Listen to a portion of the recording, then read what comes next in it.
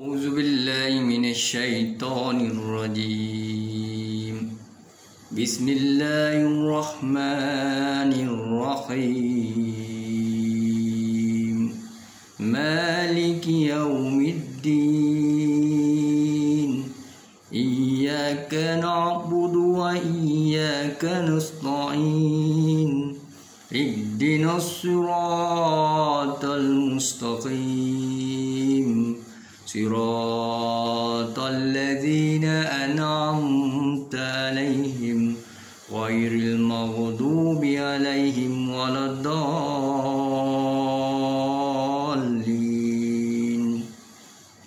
آمين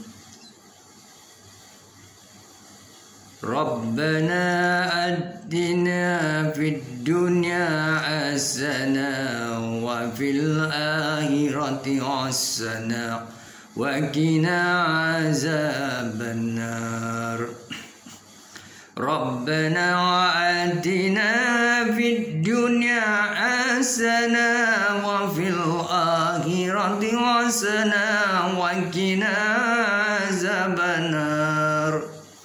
Artinya, wahai Tuhan kami, kurniakanlah kami kebaikan dalam dunia ini dan juga di dalam akhirat, dan peliharalah kami daripada azab neraka. Wahai Tuhan kami, kurniakanlah kami kebaikan dalam dunia ini dan juga di dalam akhirat, dan peliharalah kami daripada azab neraka jahanam. Tuan-tuan dan perempuan, saudara dan saudari sekalian, setiap manusia yang hidup sudah pasti akan menemui penciptanya. Kita akan sentiasa bersedia untuk menghadapi Allah Subhanahu wa taala. Tuan-tuan dan perempuan, itu adalah satu janji yang jelas, termaktub dan ditakdirkan kepada setiap yang hidup. Kadang-kadang kita merasakan diri kita ini adalah insan yang akan terus hidup. Kita leka, kita teruja, dan kita rakus dengan kehidupan kemewahan. Kita mengejar cita-cita, kita mengejar dunia, dan kita sentiasa berlumba-lumba di antara kita. Tuan-tuan dan perempuan, dalam kita berlumba-lumba, kejar mengejar, fitnah memfitnah, dengki mendengki, cabar mencabar, kita leka dan kita lupa bahawa ramai dalam kalangan kita, khususnya sahabat-sahabat kita, sanak saudara kita, jiran tetangga kita, saudara mara kita, masyarakat kita, dan manusia yang ada dalam alam ini, satu demi satu atau seorang demi seorang meninggalkan dunia. Saudara dan saudari, ingatlah bahawa janji Allah Subhanahu wa taala, yakni janji Tuhan kepada manusia, tidak pernah tercuai ataupun tidak pernah terleka mahupun dalam keadaan satu saat, satu minit, satu jam. Tidak pernah termungkir janji itu. Yang ingin saya sampaikan bahawa kematian, pemergian nyawa kita meninggalkan roh, maupun jasad meninggalkan roh, meninggalkan jasad ini adalah satu perkara lumrah yang sedang berlaku. Namun kita sebagai manusia tidak pernah memikirkan perkara ini. Maka hendaklah kita kejar 5 perkara sebelum datang 5 perkara. Saudara dan saudari, manfaatkan masa muda sebelum tua. Masa muda inilah kita mesti beramal, bertakwa, bantu-membantu, melakukan perkara yang baik kepada seluruh umat manusia. Kita tidak perlu menyakitkan hati mana-mana kaum, bangsa, demografi dan etnik. Kita merujuk kepada Malaysia, sudah barang tentu rakyatnya, masyarakatnya, demografinya dalam kalangan orang Melayu, Islam, orang Cina, mungkin Buddha, Kristian, orang India, mungkin Hindu, Kristian, orang Sabah, Sarawak, mungkin Kristian, orang asli. Saudara dan saudari, kita duduk dalam satu negara yang bertamadunkan kepada bangsa Malaysia. Maka dengan itu hendaklah kita terjemahkan ikatan ukhuwah di antara masyarakat, pelbagai kaum dan bangsa.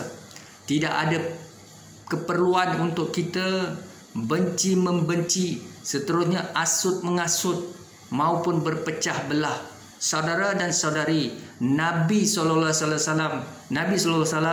telah menyatakan sesungguhnya manusia itu di bawah kepimpinan baginda Rasulullah. Ketika kepimpinan perlembagaan Madinah maupun kerajaan Madinah, di mana berlakunya perjanjian Aqabah 1 dan Aqabah 2, saudara dan saudari. Pada ketika itu Nabi menjadi ketua kabilah, Nabi menjadi ketua kerajaan, Nabi menjadi ketua kepimpinan. Di bawah kerajaan Madinah itu, melalui perlembagaan Madinah, Nabi SAW telah menjadi pemimpin lestari, pemimpin berjiwa rakyat, pemimpin adil kepada semua kaum, iaitu masyarakat Islam dan bukan Islam. Saudara dan saudari, bagaimana Nabi menjaga hubungan, memberikan keadilan yang setara kepada orang Yahudi, orang mungkin dalam kalangan umat Islam, Ansar, Muhajirin dan seterusnya, masyarakat Yahudi seperti mana yang saya sebut.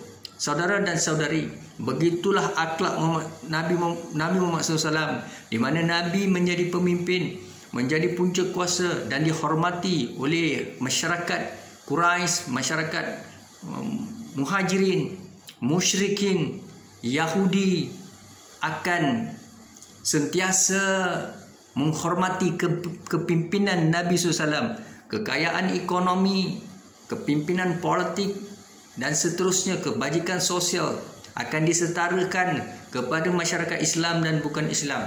Muhammad SAW pada ketika itu menterjemahkan akhlak Al-Quran, iaitu firman Allah Subhanahu Wa Taala, di mana Islam dan Al-Quran ini diterjemahkan melalui perlakuan, akhlak, peradaban, komunikasi dan juga segala satu pergaulan dan percampuran, seterusnya kepimpinan berpaksikan kepada firman Allah Subhanahu Wa Taala dan juga merujuk kepada Al-Quran. Tuan-tuan dan puan-puan, Nabi tidak pernah membenci masyarakat bukan Islam. Namun apa yang berlaku adalah pendekatan yang dibawa oleh Nabi SAW pada ketika itu amat disenangi oleh masyarakat Islam dan bukan Islam.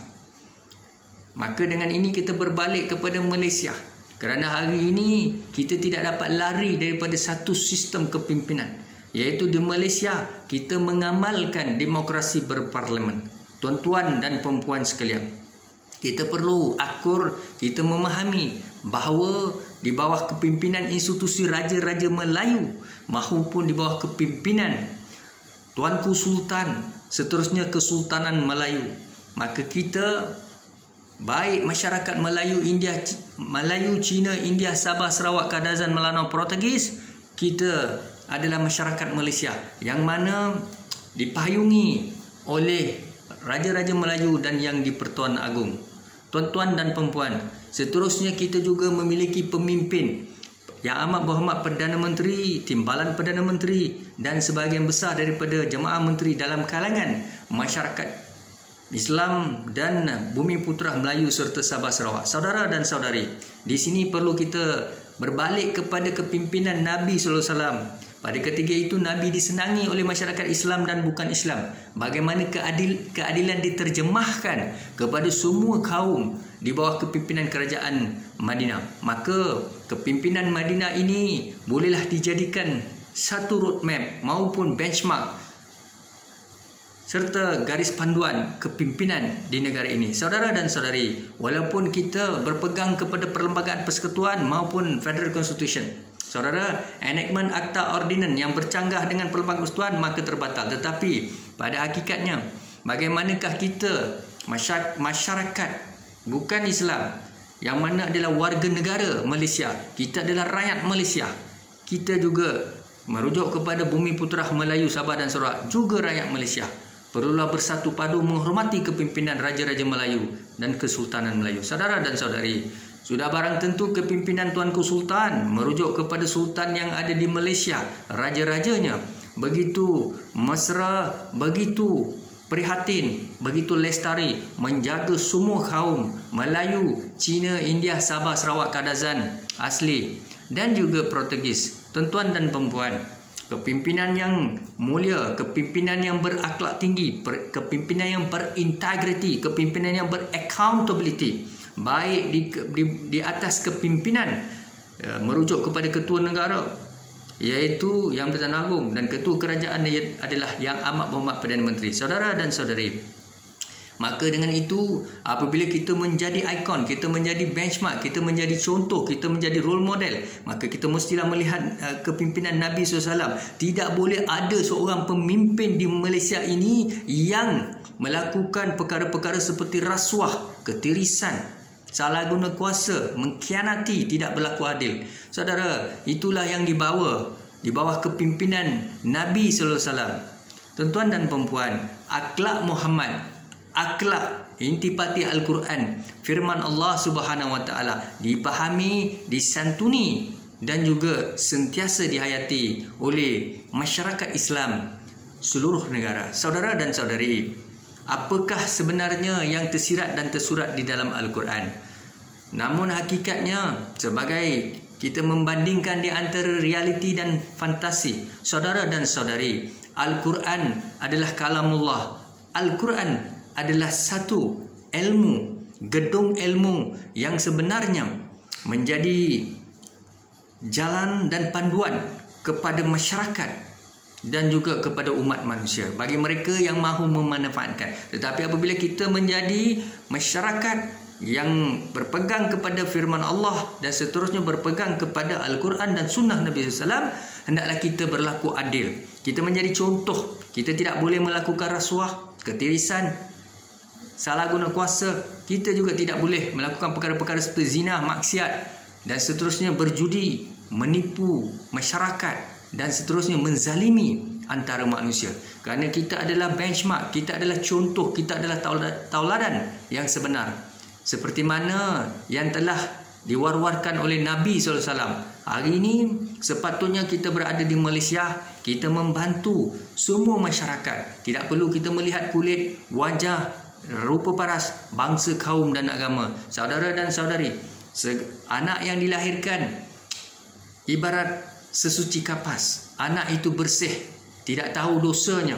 Anak-anak ini tidak bersalah. Mereka difitrahkan oleh Allah Subhanahu wa taala dan mereka lahir di dalam dunia ini. Saudara dan saudari, maka janganlah kita banding-bandingkan anak-anak belia dan remaja ini. Janganlah kita mengurangkan atau melebihkan rezeki mereka, maupun kita tidak memberikan hak kepada mereka.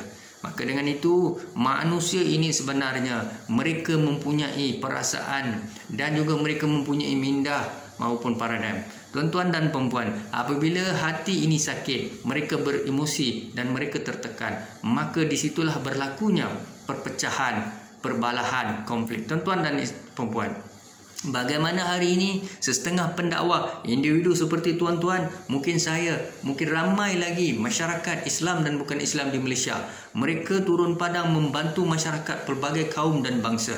Di sinilah apabila seorang pendakwah maupun seorang golongan profesional, NGO maupun sarjana dan profesor, mereka yang Islam membantu yang bukan Islam, bagaimanakah besarnya jiwa, bagaimanakah sucinya jiwa, bagaimanakah hatinya itu terbuka. Ya, seorang pemimpin Islam, seorang profesor, sarjana, seorang cendekiawan Islam membantu bukan Islam, mengangkat, menyelesaikan kemulut, krisis maupun kesulitan yang dihadapi oleh orang Cina, orang India, orang Kristian, orang asli, orang Portugis dan sebagainya. Begitulah akhlak yang sepatutnya kita sampaikan. Kita tidak perlu menghangatkan isu keagamaan sehingga kita berpecah belah. Saudara dan saudari, begitulah masyarakat Cina, masyarakat India, Kristian sepatutnya membantu umat Islam dan juga belia-belia Islam. Kerana kita adalah masyarakat yang sebenarnya tidak perlu melihat kepada jurang agama. Kerana agama itu adalah satu penghayatan, satu amalan peribadi dan kekeluargaan, turun-temurun. Tuan-tuan dan perempuan, janganlah kita berpecah belah kerana hanya bercanggah dengan akidah dan agama ini. Kerana agama yang kita hayati sepatutnya diterjemahkan melalui perbuatan, perlakuan, kerjasama, tolong bantu, menyelesaikan masalah, seterusnya hadir bersama masyarakat, turun padang, bantu mereka dari masa ke semasa. Tuan-tuan dan perempuan, kita harapkan Malaysia akan menjadi sebuah negara yang sebenarnya berdiri sama tinggi dan duduk sama rendah dengan masyarakat dunia. Saudara, marilah kita betulkan sistem kepimpinan di Malaysia. Kita betulkan pemikiran sarjana, kita betulkan pemikiran profesor, kita betulkan kepimpinan pemimpin, kita betulkan pemimpinan cendekiawan, kita betulkan pemikiran masyarakat supaya negara kita akan menjadi masyarakatnya memiliki pemikiran kelas mindah pertama, first class mentality, daripada memiliki mindah kelas ketiga. With that, syukran dan terima kasih. Assalamualaikum warahmatullahi wabarakatuh.